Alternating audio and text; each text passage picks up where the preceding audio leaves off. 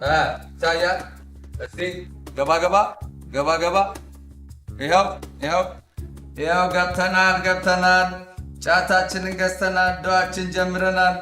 ቢል ያለ ይኸው አግኘው። አህለን ወሳህለን። ተበድረ ዕቃም እኛ እንከፍላለን። እኔ እኮ ቢልልኝ በጣም ከባድ ሰው ነኝ። ስንት ኪሎ ነበርኩ? ቆይ እሱ ሌላ ጊዜ ደግሞ ስታይልን ለእኔ ተውት። እኔማ ራሴን ነዋ የምመስለው።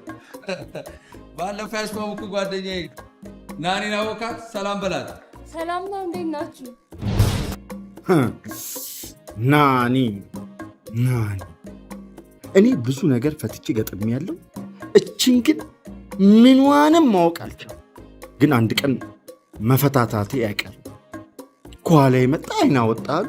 ስንት ዓመት አብሬው የኖርኩት እኔ ወንድሙ እያለው ከየት እንደመጣች እንኳን ለማያውቃት ለእሷ እኮ ነው ሚስጥር የሚነግራት። አባኮ አማን ነው ሁሉ ሙሉ። በቃ በኋላ ደውላችኋለሁ። ትንሽ መታ እናድርግና እናወራለን። ዋናው ፍቄ ወንድሜ ሙዴ ከባድ ነው እያለ ሕይወቱ የከበደበት ሀገር ውስጥ ለመኖርም ሆነ ለመስራት ምንም አይነት ሐሳብ የሌለው በባሌም በቦሌም ከተለያዩ ሴቶች በሚያገኘው ገንዘብ ከዚች ሀገር መውጣት ብቻ ነው ሐሳቡ። አቤት ሱስ ቤት ሰርቶ ማለቴ የሴት ያኛው እኔም አለሁበት። የእሱ ግን የሴት ሱስ እኔ እንጃ።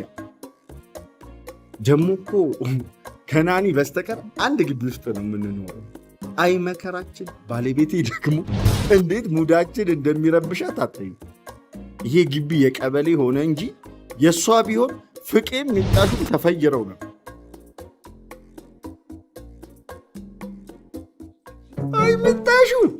አይ ሚጣሹ ከጥይት ትፈጥናለች። በስመ አብ ጫት ይሰራባታል። አይገልጹም።